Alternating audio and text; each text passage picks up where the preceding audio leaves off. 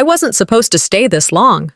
3 years ago, I walked into Varella's front door carrying 2 duffel bags, a broken heart, and the last check from my failed bakery. She didn't ask questions, just told me to make myself at home, said, "It's just for a little while until you get back on your feet."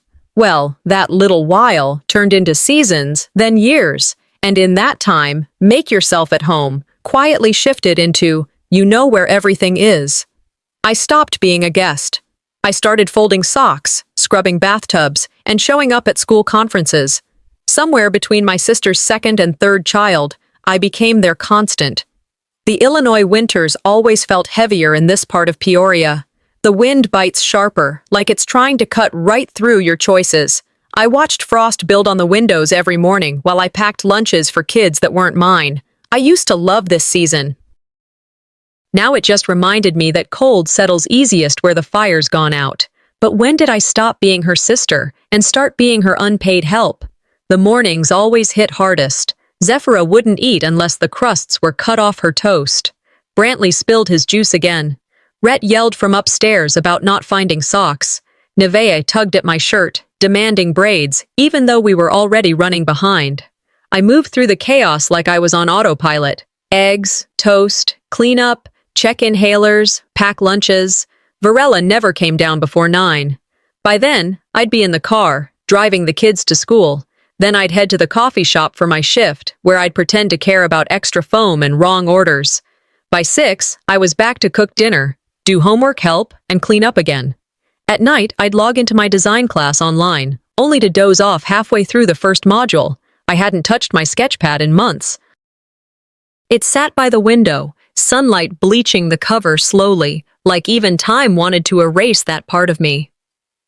Zephyra once handed me a ripped piece of paper with "Best Aunt" scribbled in bright crayon. She smiled like she gave me the world.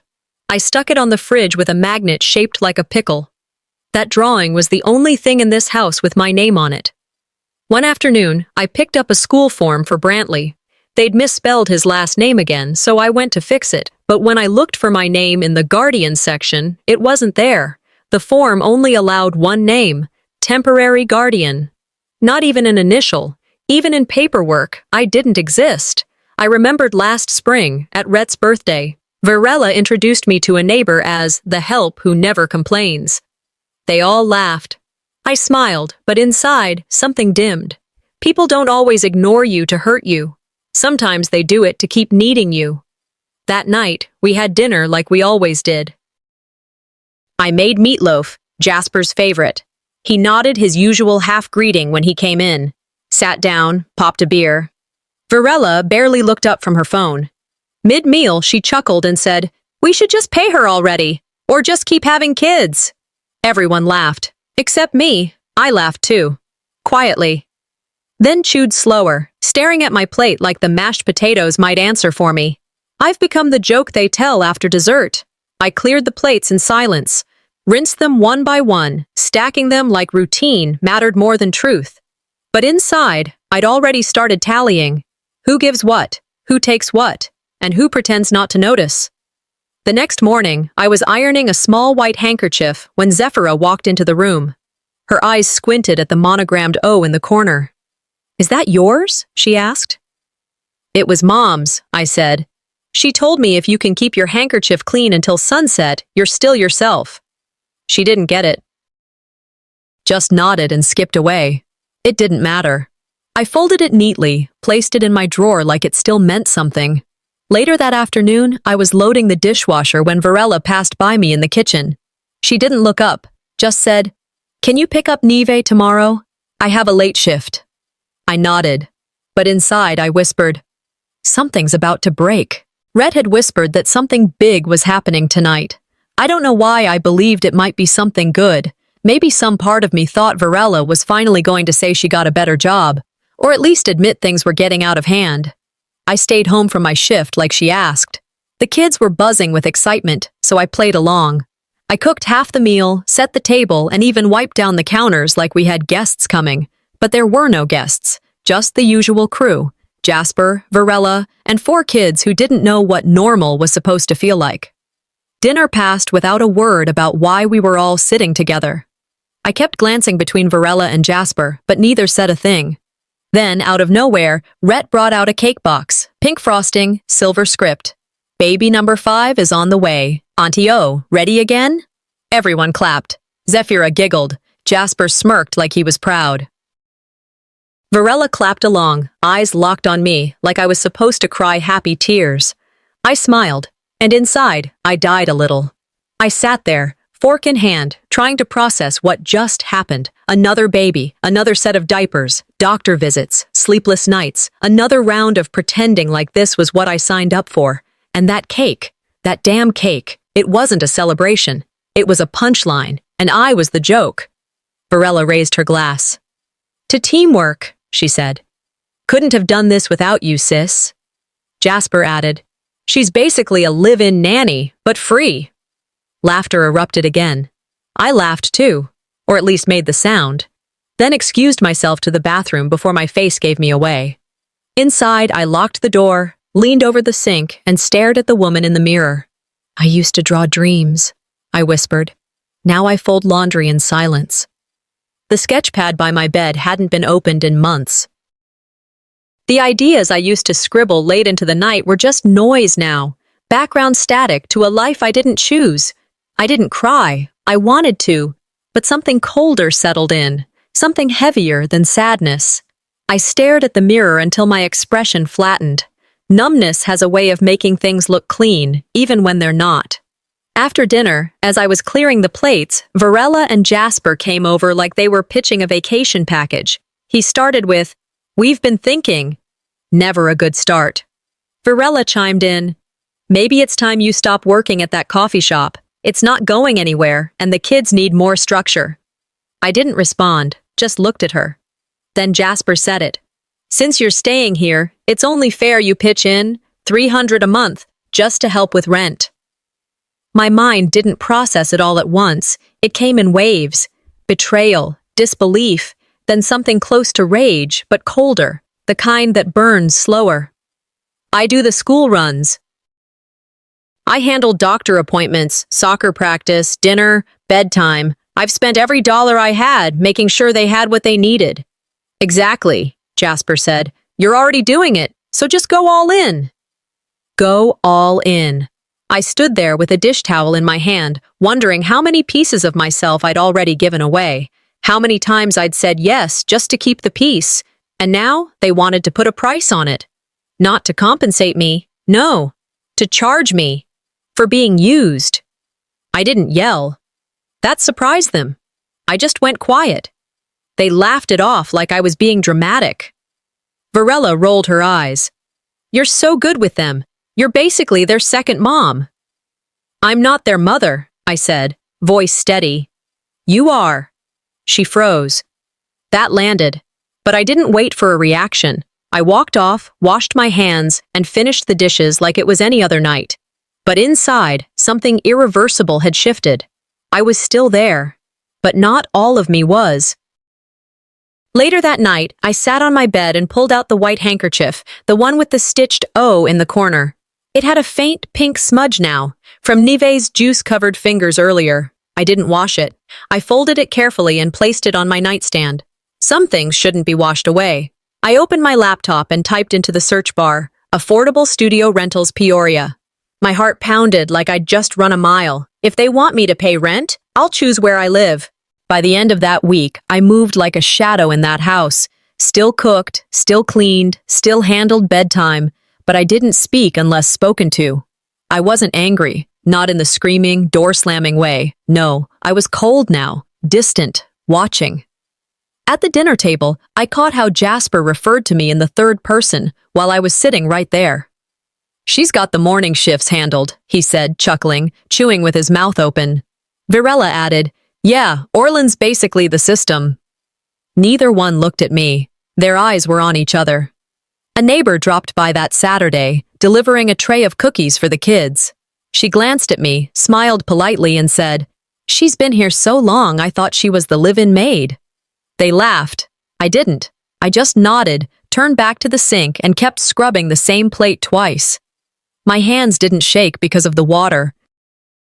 That night, I sorted through the mail like usual. Jasper and Varela never bothered with it unless it had their names in bold. A letter addressed to me stood out. Credit Union of Central Illinois. I hadn't banked there in years. Inside, a loan confirmation. Approved. Disbursed. $2,000. Under my name, I checked the details. Digital signature, listed address, hours. Jasper's name appeared under referral contact. I flipped the page, read it again. And again. The walls felt tighter around me with every line. I walked into the living room, held the paper up without speaking. Varela looked up from her phone, squinting. "What's that?" I kept my voice steady. "Did you take a loan out in my name?" She blinked slowly. "What?" "Oh, yeah, just something small. It's temporary. We needed to cover some prenatal stuff and, well, you live here. It made sense." "You used my name." "We didn't think it'd be a big deal," Jasper said from behind his beer. "Your family. It's not like we stole from you." I stared at both of them, then turned around and left. Not because I was giving up, but because I wasn't sure what I'd do if I stayed another minute. My room was the only place I could still close a door. I sat on the bed and opened my laptop, checked my savings, still $3,000. Useless now if my credit was wrecked. I searched identity theft without police report. All the results had consequences I wasn't ready for. If I reported it, they'd be flagged, maybe worse. If I stayed quiet, it'd stay on me. So I closed the tab, closed my laptop, just sat there. Sometimes, the mature thing isn't forgiving. It's walking away without burning anything, even when you should. That weekend, we had a small backyard BBQ. Jasper grilled. Neighbors came over. Varela wore her mom of four shirt like a crown. People clapped when she brought out the cupcakes. One woman raised her glass and said, "To the woman who holds this house together." For a second, I thought someone might look at me. They didn't. They looked at her. Jasper added, "And let's not forget our unpaid MVP, Orlin, Queen of Chaos Control." More laughter. I smiled. Glass raised. Then walked back inside. In the kitchen, Zafira followed me. "Why do they say those things?" she asked. "You do everything." I rinsed a plate slowly. Because help that's expected isn't seen as help. It's just part of the furniture. She didn't understand. She wasn't supposed to. Later that night, I found the handkerchief again. It had a faded stain from tomato sauce, one corner frayed. I folded it once, then again. Then I tore the edge. Not violently, just enough. I needed to remind myself that being whole wasn't the same as being right. I can be changed and still be real. I whispered it aloud. Before I slept, I opened my laptop one last time. Created a new folder on my desktop. Named it Just in Case. Uploaded the loan documents. Screenshots of text messages. Photos of the kids. Smiling, messy, always running to me. I didn't label it evidence, but I knew what it was. If they want to turn me into a ghost, I'll leave behind a trail. It had been a week since I made that folder. I hadn't opened it since, but I knew exactly what was inside and why it existed. That morning, I headed to the local library to print out a resume. The coffee shop was cutting hours after the holidays, and I needed backup income if I planned to move. The printer was slow, but the Wi-Fi worked, so I passed the time by walking past the bulletin boards. They'd decorated for Christmas. Glitter paper, red bows, and photos of families clipped up across the top row. One caught my eye before I could stop myself. Local family spreads, joy, 4 kids, and a mom who never gives up. In the photo, there they were, Rhett, Zafira, Brantley, and Neve, lined up in front of our Christmas tree, the one I had decorated. Every ornament on that tree had been pulled from my storage bins. Behind them, beaming like a champion, stood Varela, hand on her hip, wearing a sweater I had bought on clearance last year. No mention of me, not even a nod. Just them. I stared at it a long time before pulling out my phone and snapping a picture. I didn't cry. I didn't frown. I didn't even blink. History isn't always written by the victors. Sometimes it's written by whoever had the photo first. That night, I pulled down the old storage box I hadn't touched since Mom died. It still smelled faintly of cedar and baby powder. I remembered how careful I'd packed it, layers of paper, folded scarves, a necklace with one missing stone. Underneath it all was an envelope with my name on it. I sat down on the floor, holding it like it might burn. When I opened it, there was a photocopy of Mom's will, dated, notarized, and clearly stating, "To Orlin Cade, a small fund to support her creative path in whatever form it takes."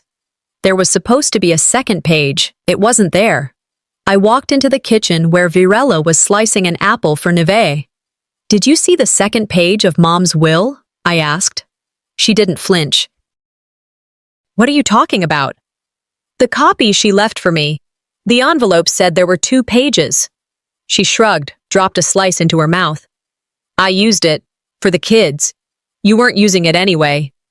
Just like that. Like it was her decision. Like I didn't count. I didn't argue. I nodded once and walked away. Back to my room. Back to that folder. I scanned the copy, labeled it, "Inheritance Document, Modified," and uploaded it into the digital trail I'd begun. I didn't scream. I didn't yell. I just moved with the kind of focus that comes after a wound stops bleeding and starts scarring. Later, I stood in the living room, eyes scanning the walls, the fridge, the shoe rack, the drawings taped up. I'd helped color half of them. The medicine cabinet, I kept it stocked. Rhett's soccer jersey with the button sewn on. That was me. How many pieces of myself lived in this house?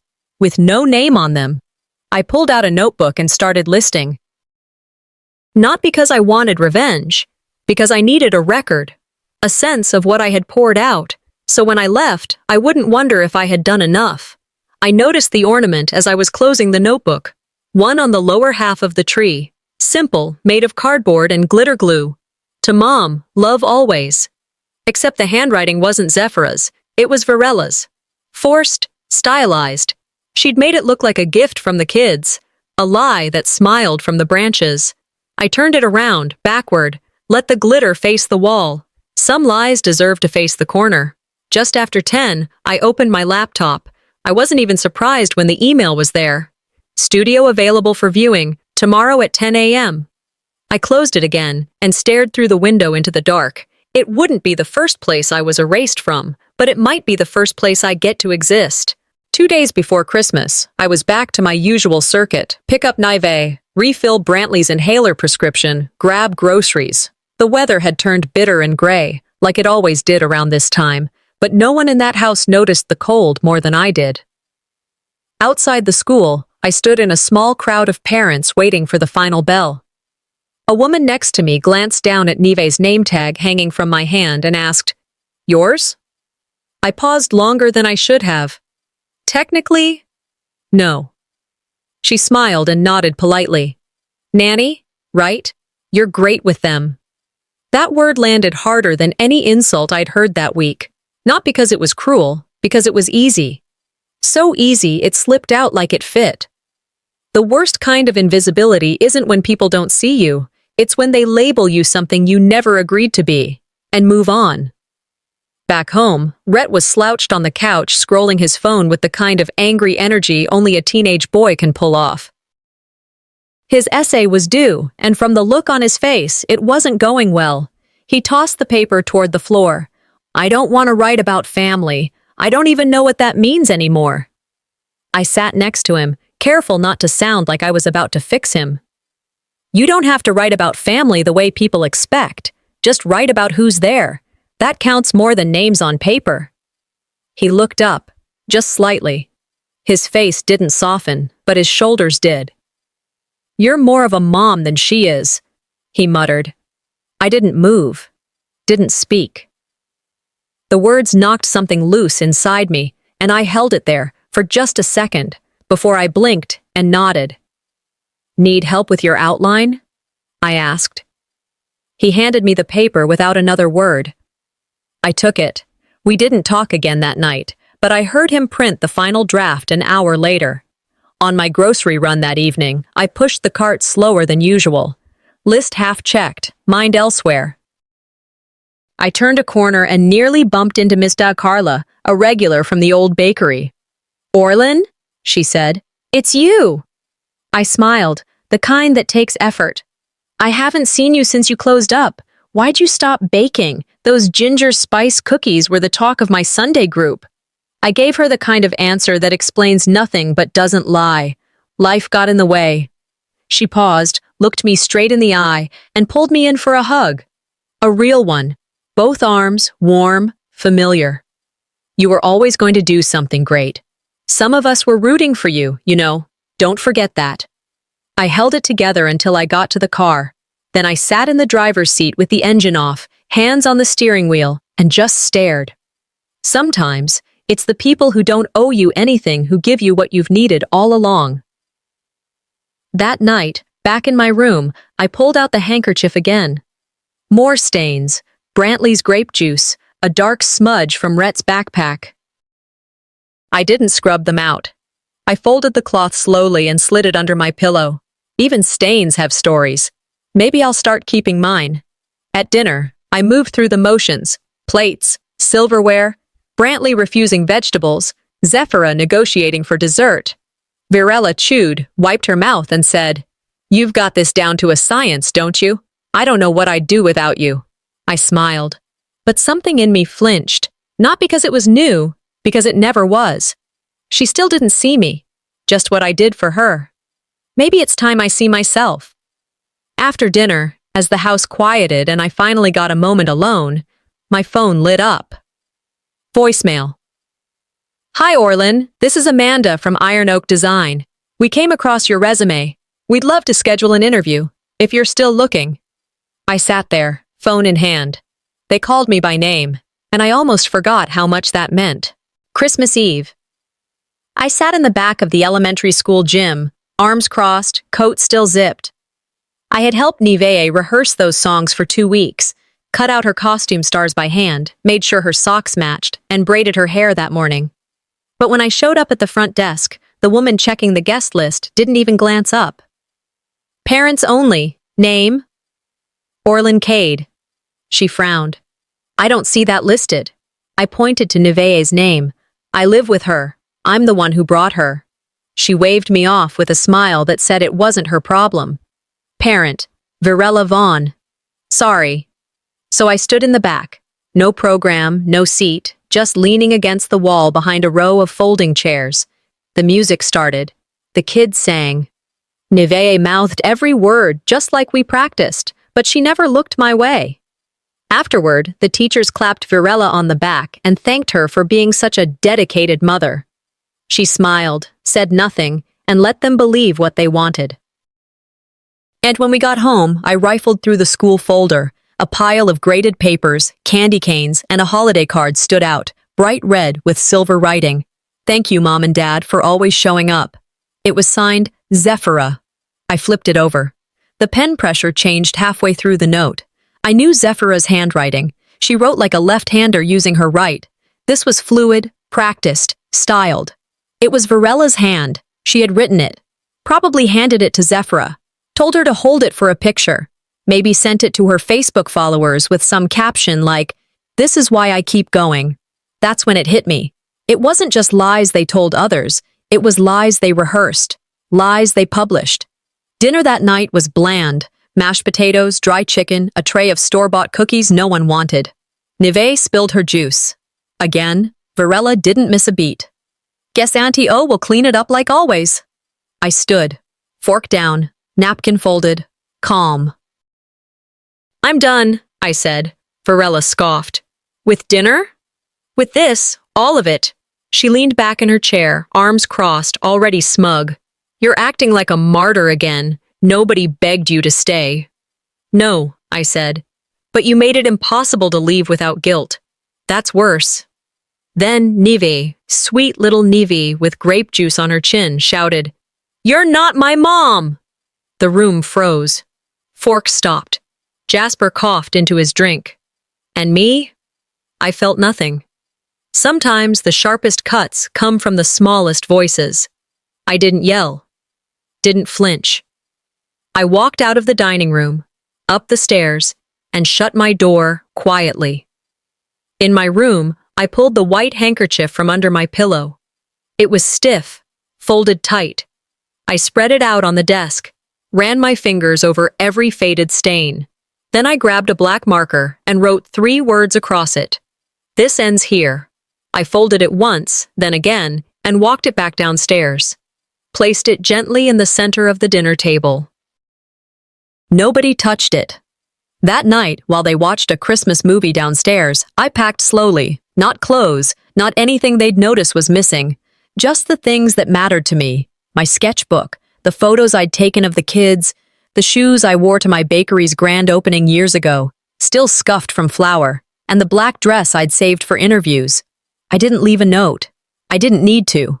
Before midnight, my phone buzzed. Unknown number. I let it ring, then listened to the voicemail. Hi Orlin, this is Amanda from Iron Oak Design. We reviewed your resume and portfolio. We'd love to offer you a full-time position. Let's talk first thing tomorrow. I played it twice. They called me by name, and I almost forgot how much that meant. The morning after Christmas, I moved like someone checking out of a hotel. Silent, focused, detached. I didn't sleep, but I didn't feel tired either. Just clear. There was nothing left to argue with, no corner left to convince. The kids felt it. Rhett kept his eyes on his cereal, chewing slower than usual. Sapphira hovered near me in the kitchen, waiting for me to start humming like I always did when I packed their lunches. I didn't. I didn't even look at her. Varela waltzed around like nothing had happened the night before, like Nivaye's words hadn't sucked the air out of the room. I moved through the house, making breakfast with surgical detachment. No smile, no conversation, just routine. There's a silence colder than rage. The kind that means you've already left, even if your body hasn't moved. After the plates were cleared, Varela clapped her hands together like she was calling a staff meeting. Family talk, she said, pulling out a chair.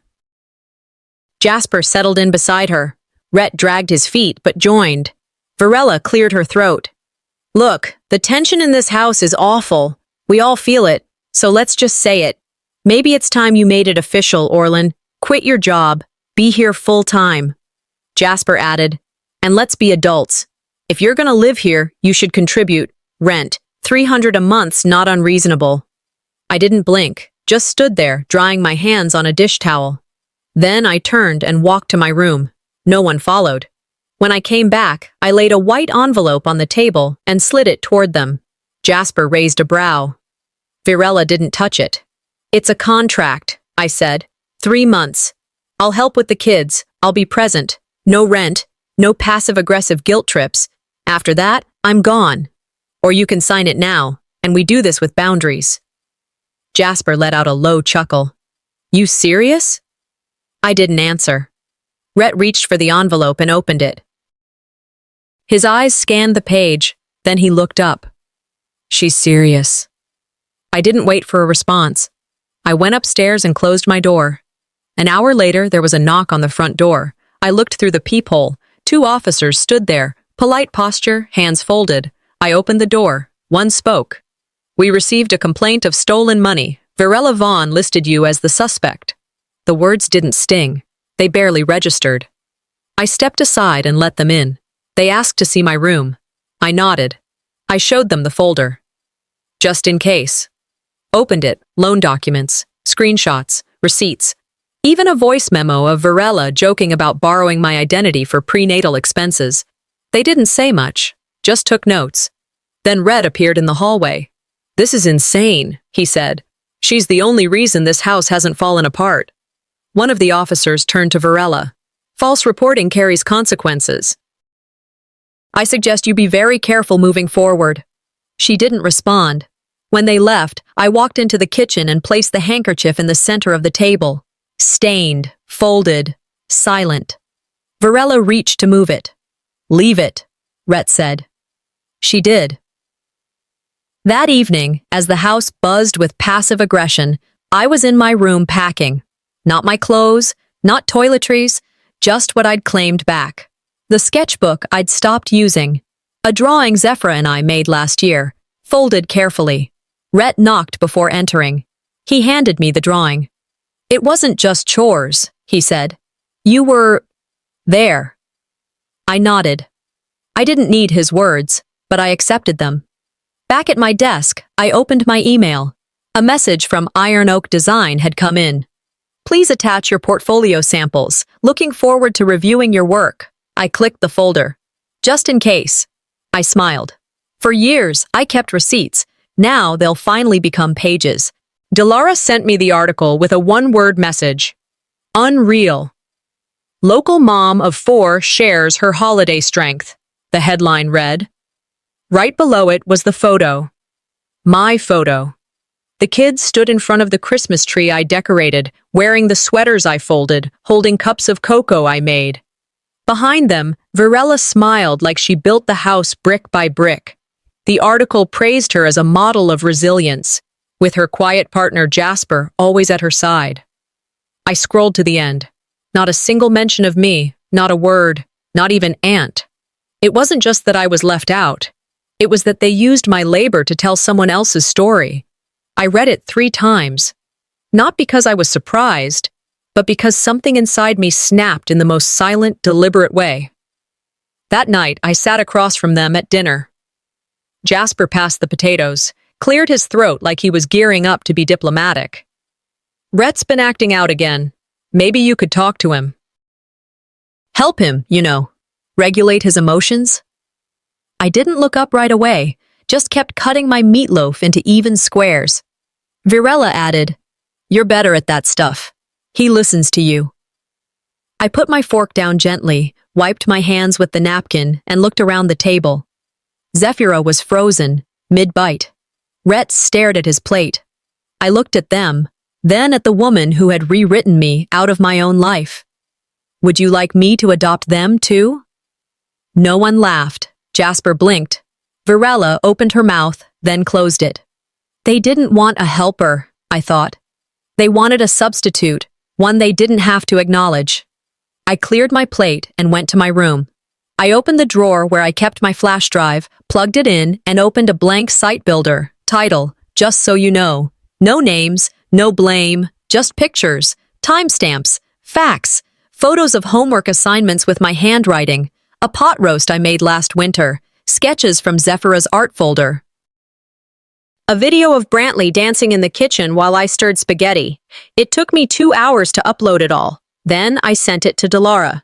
Within a day, it started circulating. No dramatic shares, no captions calling anyone out, just quiet gasps in comment sections. Who is this woman? She deserves better. Why wasn't she in that article? One of the last images I posted was the handkerchief, folded, stained, sitting in the middle of the kitchen table. Caption, Sometimes you can't clean what was never yours to stain. That evening, there was a knock on my door. Rhett. He didn't ask to come in, just handed me a piece of paper, crumpled at the edges. She raised us too, it said at the top. A poem, typed in all lowercase, rough, honest. He cleared his throat. I don't know what they told themselves, but I know what I saw. He didn't stay, just nodded once and left. I sat with that poem longer than I should have, longer than I'd admit. The next morning, I saw the post, Virella. It's easy to play victim when you walk away from responsibility. Her comment section split like a fault line. Some defended her, others didn't. I didn't reply. I didn't need to correct her. I had already told my truth, and this time, people were listening. My new place was quiet, quieter than I expected. One window, one desk, a mattress on the floor. I hadn't hung anything up yet, until today. I stood staring at the sketch I'd nearly thrown out a year ago, then thumbtacked it above the desk. It looked small against the blank wall, but it was mine. I unpacked slowly, one box at a time. You don't realize how little you actually own until you see it all stacked in one corner. A coffee mug, 3 books, a jacket that didn't fit anymore. And yet, I'd never felt lighter. Peace doesn't come with space. It comes with not hearing your name twisted anymore. Later that afternoon, I scrolled through town forums and caught up on the ripple left behind. Virella's post had backfired. More people than I expected had stepped in. Not loud, not messy, just clear. Comments showed up under the article, then in local groups. Quiet defense, soft-spoken recognition. Delara texted, they pulled the article from the library board. Jasper's social media disappeared completely, and Virella tried. She tried to spin it, said I abandoned them, that people only know one side. But silence met her words. The truth doesn't scream. It waits. 2 days later, I knocked on the front door of the house I used to run. Brantley opened it. His face lit up the way only a child's can. "Your late Christmas stuff," I said. Zafira hugged me without waiting. Rhett stood off to the side, then handed me a printed photo, the one of us baking cookies last winter. The original, before it was cropped out of their posts. Varela didn't say a word. She folded laundry in the living room like I was the UPS driver, not someone who once wiped her children's noses. I gave the kids their gifts, a few books, a photo album, personalized sketch pads. Then I walked out without looking back. I didn't need to be dismissed. I created my own exit. That night, I got a message from a neighbor. "Thanks for the art kit." Brantley was thrilled. Then came the punch. Varela said she found it on sale. Nice of her. I didn't reply, didn't correct it. I wrote in my journal instead. They may lie about who bought the gift, but he knows who handed it to him. There's a difference. Before bed, I opened the drawer where I'd kept that handkerchief all this time. Dry now, wrinkled. The ink still visible across the edge. This ends here. I didn't throw it away. I framed it, hung it above the desk, next to the sketch. Underneath, I taped a note. "You can't erase what shaped you." A few days later, I joined a video call from my laptop. Brantley showed me a papier-mâché volcano. Zafira held up new drawings. Rhett leaned into frame and said nothing, but his eyes said enough. They asked when they could visit. I told them soon, on my terms. Rhett tilted his head. "You look free." "I am," I said. "And so can you be." After the call, I brushed my teeth, set out clothes for work, and checked the mail before heading to bed. One envelope stood out, no return address. Inside, a single sheet of paper, no signature, no salutation. It read, "I see it now." Jasper's handwriting. And for the first time, it didn't matter if he did, because I had already seen myself.